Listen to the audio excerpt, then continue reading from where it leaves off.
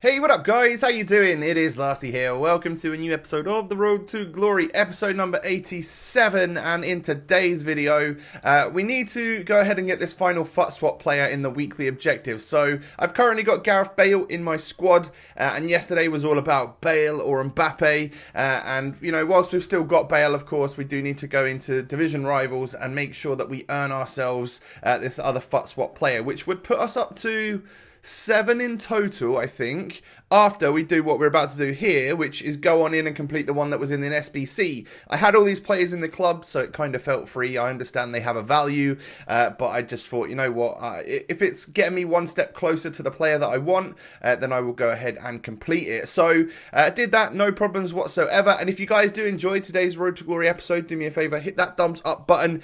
Your challenge for today is going to be 1,291 likes. If you can make that happen, that is awesome. That's your challenge. Go ahead and smash the thumbs up button as we see our newest FUT swap token come on into the squad. It is Swiss centre mid from the young boys, Abisha.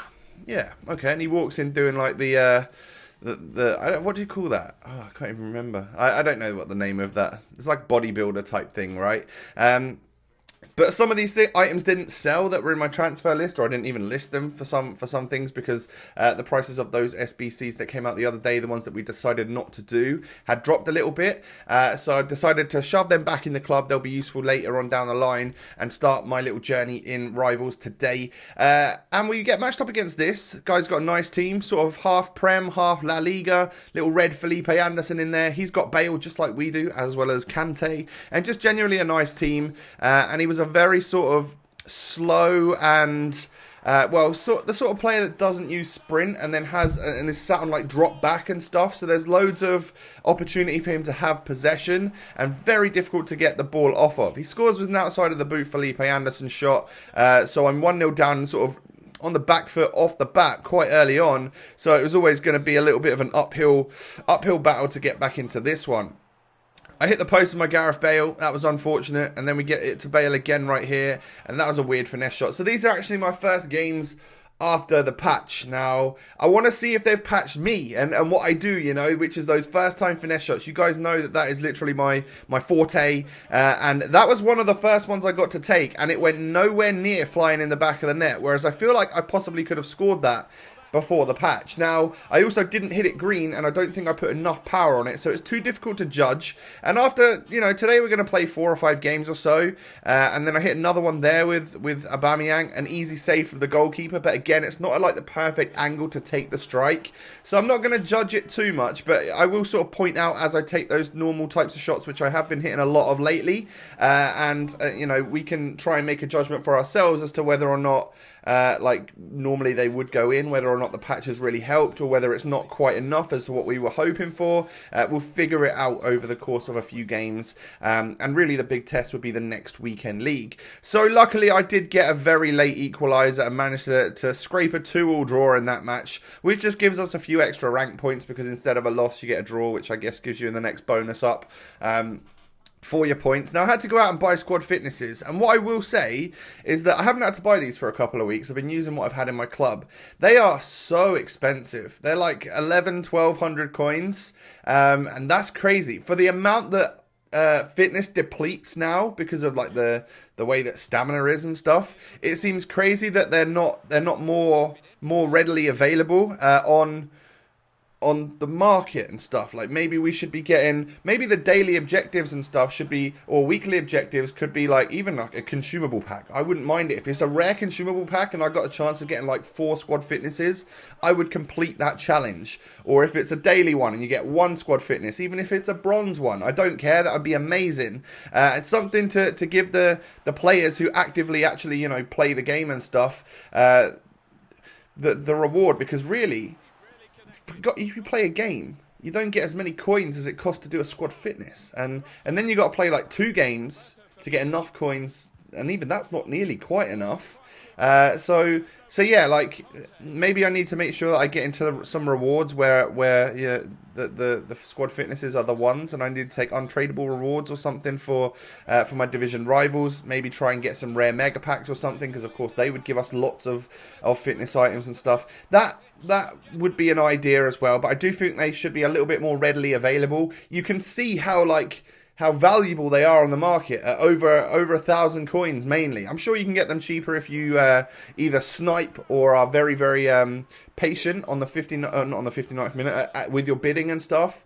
But maybe they should, I just feel like they should be a little bit more prevalent, maybe, you know, available in packs a little bit more. We all know that things like, what are they, like, I don't know, the attribute cards and stuff, things that people don't necessarily really use anymore.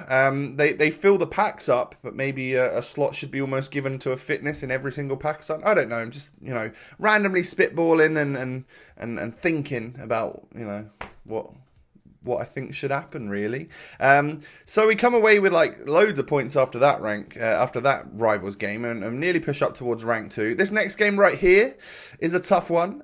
He's got a very meta squad. He's got Pogba, Kante, Ronaldo, Mbappe, Neymar, and Hazard.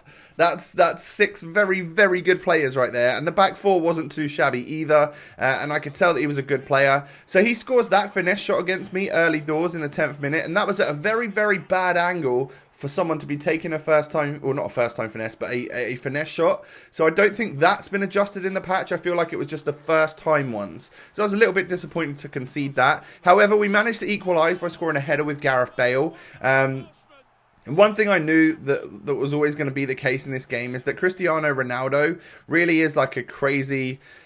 he's really a crazy advantage, isn't he? Like, he's team advantage just by having a CR7. I remember how good he was when I used him in the draft, and I know how difficult he is to defend against. So I knew that I always had to kind of have a man on him, which then, of course, leads to more space for other players. And he didn't have some bad other players. He had Hazard, Mbappe, and Neymar as his cams, and it's just so difficult to deal with. So I'm 2-1 down at half time, and the goal that I conceded towards the end there was basically just...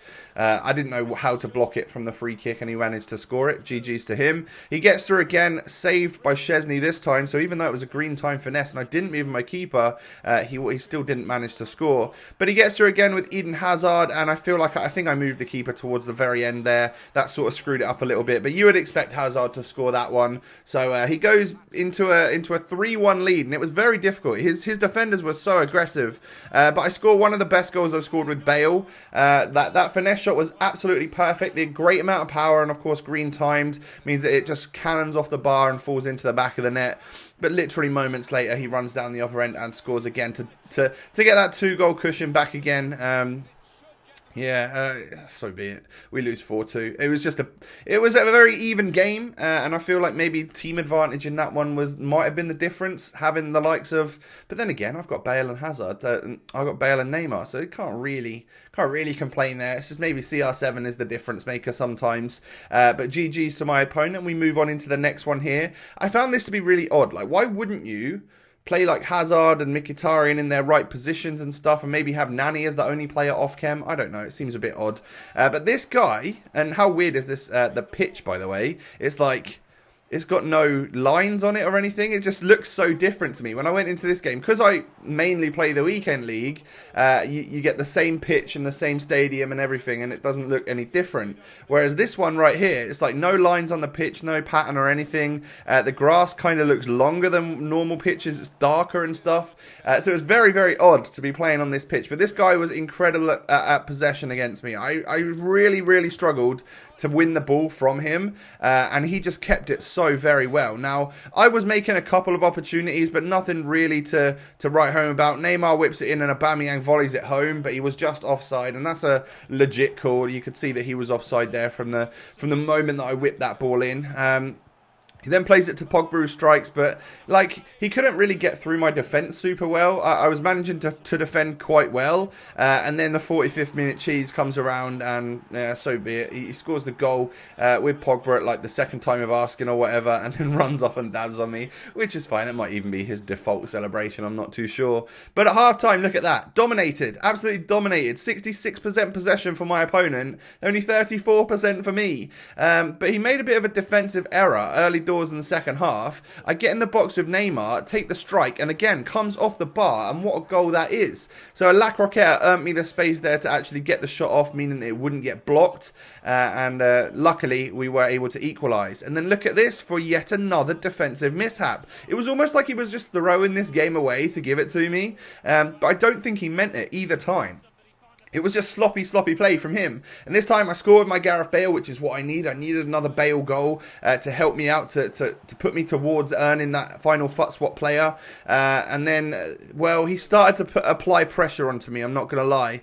Van Basten gets lucky to win the ball back. He hits a weak foot finesse shot from distance, not timed, and it deflects off my defender and falls into the back of the net. And that's one of the luckier goals you could score in this game, I feel like. That just did not deserve to go in. However, straight from that, he won the ball back, played a beautiful ball through to Van Basten, and that's the type of goal that he should definitely be scoring every single time. So a great finish from Van Basten, and just like that, in like 3 FIFA minutes, we've turned this game around, and we're now losing 3-2 when we were 2-1 up.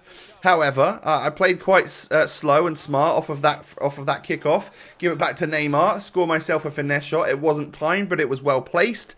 And then Bale plays it into Neymar. I earned that left-footed finesse shot again, this time wide of the post. And, well, we continue onwards. Son plays it through to Neymar, who La Croquetas and shoots in the 89th minute to get us the winner. And all I needed to do was just hold out. And we were able to do that. I luckily got the ball back off him, which was not easy to do, and then held it for the last moment or two, and we end up coming away with the win. Our 5 shots on target led to 4 goals, so I'm sure he's not too happy with his goalkeeper right there. But yeah, we get on our final win that we needed, really, and I feel like, you know, we're pushed up into rank 2 like by nearly a quarter. Knowing that I'm going away to film with EA for a couple of days for top bins and stuff means that I won't really get a chance to play Rivals tomorrow or today as you're watching this and that.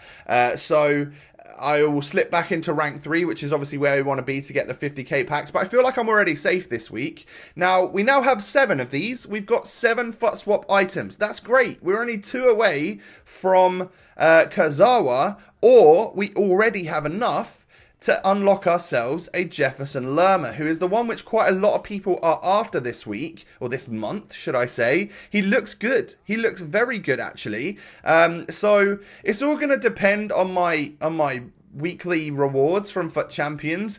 People are suggesting that maybe we would get like like Salah. People want Son, Kante and stuff as informs in the team of the week. If we were to pack a really good red, which I don't know if it will happen, probably won't, but if we were to pack a really good red from the Prem that could fit into our team, maybe our squad really starts to take a Premier League shape. We sell Bale, we bring in Salah, or so, you know, maybe we pack Salah. That would be amazing, wouldn't it, if he gets an inform, and then maybe we could build a team off of that, and instead of going for Kurzawa, we might end up selling Neymar and going all full Prem team, getting like Pogba in, using Lerma as well. I don't know. The possibilities are endless, but I guess it's going to all depend on what happens in my weekly rewards. If I do get a very good, usable Premier League player, I might sell what we've got here to try and build a full Chem Prem team, and then we might even be able to keep Neymar, you know, linking Firmino to Fabinho in a 4-3-3. We could still get the Brazilian chemistry there for Neymar, but we'll see what happens. It's going to be based off my weekly rewards. I'm obviously still debating about Mbappe or Bale, and figuring out what we're going to do there as well. So it's all up in the air. It's going to be based on what happens with rewards, which you will see tomorrow in that episode. Thank you so much for watching. Remember to smash that thumbs up button and beat the target. Subscribe if you're new. Have a lovely day. I will catch you next time, guys. Peace.